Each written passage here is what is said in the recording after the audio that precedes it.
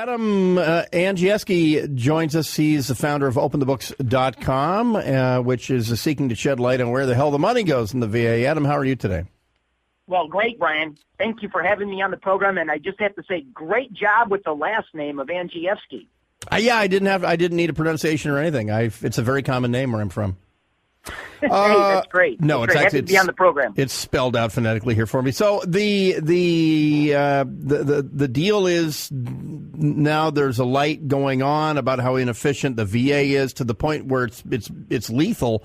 So like with all bureaucracies, isn't the VA just as inefficient as the Park Service, or is it more inefficient than the average bureaucracy? Well, here's what we know. And our mission is to bring sunlight to all the dark corners of government. So we just believe light brings heat.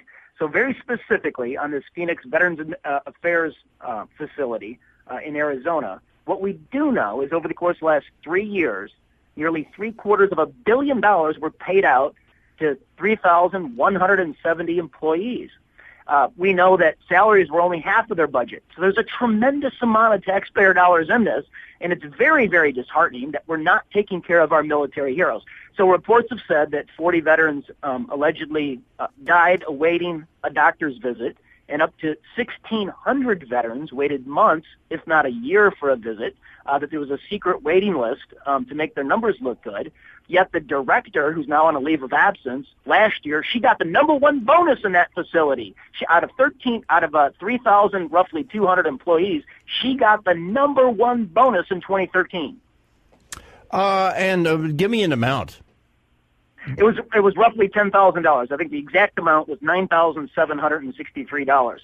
Furthermore, we took a look at all the salary breakouts with their job titles because vets couldn't get in to see a doctor. So we wanted to first know how many doctors were employed at the facility, and there was only 226. So we started to ask the question, is this an employment farm or is this a medical system?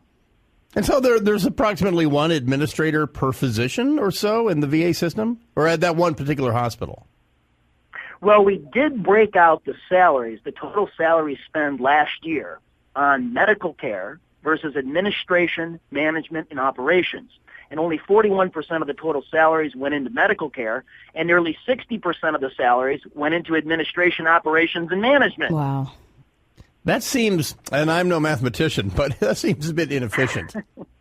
Well, look, when we have our heroes waiting for care that's been promised to them, this is a complete outrage. From all the news reports, quality control was obviously a problem. So we took a look at out of nearly 3,200 employees at this Phoenix facility, and tons and hundreds of millions of dollars being spent on salaries. What was spent on quality assurance?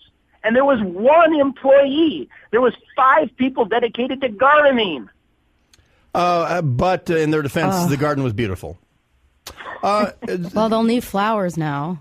So now a physician in the VA system, they go in there, they're a government employee, they're paid on a GS scale, I guess, right? What does the average physician in the VA make? I mean, why doesn't it attract better doctors? Well, I just think that there are probably enough doctors that would go to work for the VA at the salary schedule that's outlined at the federal level. They just didn't hire enough doctors. With 1,600 veterans awaiting for a doctor's visit, the ratio of doctors to patients was one doctor served roughly 350 patients a year. So they were about 10 doctors short. They definitely had the money to hire the doctors. It's just misallocation of resources. And this is a question of leadership. And it's leadership not only at the Phoenix VA, but it's also leadership all the way to Washington, D.C.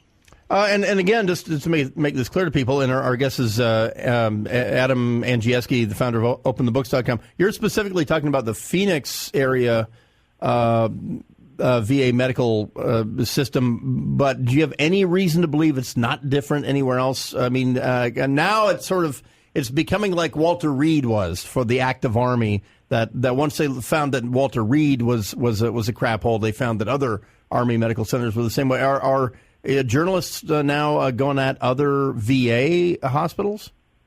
Well, ABC, NBC, CBS, CNN, Fox, they've all done great reporting. Tons of whistleblowers are coming out of the woods now. And there's 6 other facilities that quite possibly have these secret waiting lists, including, we're based in Illinois. We're going to start looking into all 6 facilities across the country and quantify it. One of the things that U.S. Senator Tom Coburn was very upset about, and he said in our piece that our nation's veterans need access to health care and doctors and not interior decorators and designers. So we broke that out, and in addition to gardening, which exceeded, obviously, quality assurance, but more money was spent on PR, architecture, interior design, interior decorating, millions of dollars.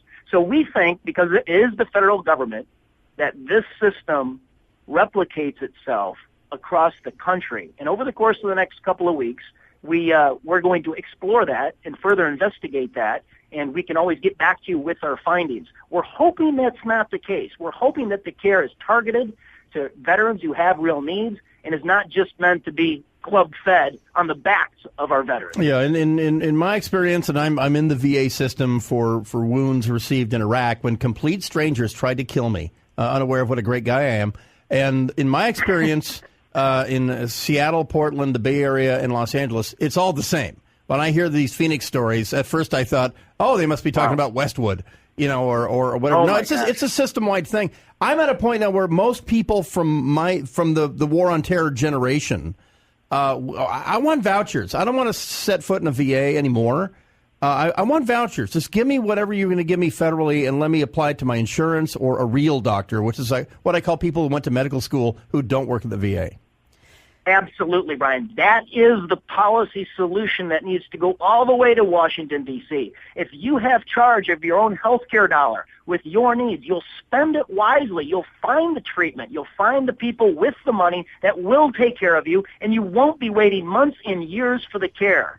Adam, I got to ask you, when you're talking about this redecorating budget, we're hearing now that the VA has spent a total of $489 million to upgrade conference rooms, $500 million to redecorate their conference room. What are we talking about here, like drapes? Well, I'm not familiar with that data, although it is housed at OpenTheBooks.com. So you can go into the federal checkbook. We display 1 billion lines of federal spending and state and local spending, right? So like at the federal level, you can actually take a look at the VA spending by state in the federal checkbook. You can see all the federal salaries. Like right there in California for your VA facilities, you could break out both checkbook spending and also the employee's salary spend for every single year going back to the year 2000. We give citizens, our goal is to make activism easier, to empower people with hard data.